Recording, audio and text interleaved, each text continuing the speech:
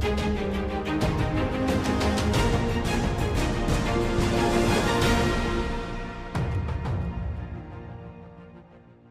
байцгаана уу та бүхэнд олон улсын амьдрал басан үйл явдлыг таймлаг хүргэе. Нүбийн уур амьсгалын асуудлаар 30 дахь удаагийн баг хурал Бразилд болох гэж байна. За энэ удаагийн баг хурал 11 сарын 6-наас 21-ний өдрүүдэд болох юм. За баг хурал дэлхийн улс орнуудын удирдагчид, эрдэмтэн судлаачид, төрийн бус байгууллагууд, иргэний нийгмийн төлөөлөл оролцсон. За тэд уур амьсгалын өөрчлөлт тэмцэх тэргүүлэх чиглэл ямар арга хэмжээ авах талаар бол ярилцах юм байна. COP30 нэртэй энэхүү уулзалт нь дэлхийн температурын өсөлтийг 1.5 Цельсиус доош одоо хязгаарлахад чиглэсэн хүчин чармаалтыг үргэлжлүүлэх үндэсний үйл ажиллагааны шин төлөвлөгөөг танилцуулах COP29 үеийн үеэр авсан санхүүгийн амлалтуудтай холбоотой ахиц дэвшлиг үнэлэхэд анхаарлаа хандуулах юм байна.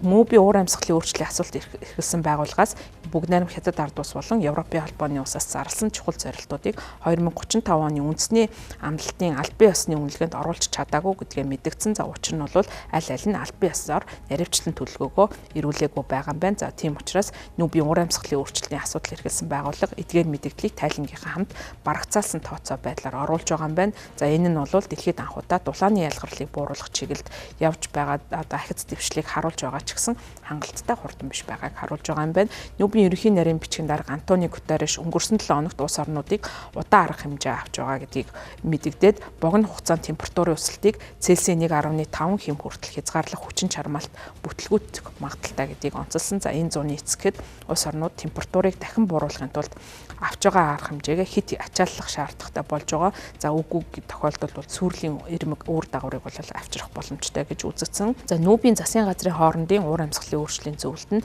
дэлхийн дулаарлыг ажуулт өрчлөлийн өмнөх 1.5 хэм хүртэл хязгаарлах боломж олохын тулд ялгарлыг 2035 он гэхэд 2019 оны түвшингөөс 60% бууруулах ёстой гэж мэдгдсэн. За энэ нь Парисын уур амьсгалын хилцээрийг илүү амбицтай зорилго болох ажуулт өрчлөлийн түвшингээс дээш 1.5 хэм хүртэл хязгаарлах боломжийг харуулж байгаа юм. За 2015 онд Парисын хилцээрийн дагуу улс орнууд ажуулт өрчлөлийн өмнөх 90 үе буюу 1850-аас 1900 оноос хойшох дэлхийн дулаарлыг 2 Цельсиус доош буюу боломжтой бол 1.5 Цельс хүртэл хязгаарлах үүрэг амлалтыг авсан. За өнөөгийн байдлаар дундад дулаарлал нь аль хэдийн 1.4 Цельс орчим байгаа учраас эрдэмтэд хүн төрөлхтөн газрын тоос байгалийн хий нүүрс төсөөр байгаа тохиолдолд ирэх одоо 10 жилд бол 1.5 Цельсийн босхийг давах магадaltaй гэж үзэж байна. За хэрв нэг температур 1.5 Цельсиус давах тохиолдолд хүн төрөлхтөн агаар мандлаас хүчил төрөх нүүрс төрөгчийг зайлуулах технологи ашиглан дулаарлыг бууруулахыг оролдох шаардлагатай болно гэж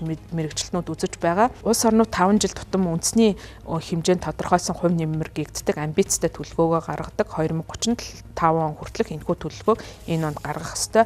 Нүбийн мигмар гарагт мэдээснээр Парисын хилцээрт нэгдсэн бараг 200 орчим улсын ердөө 64 нь 9-р сарын сүүлээр албан ёсны жилийн тайлангийн эцсийн хугацаа гэхэд үндэсний хэмжээнд тодорхойлсон хувь нэмрээ эрүүлсэн байгаа юм байна.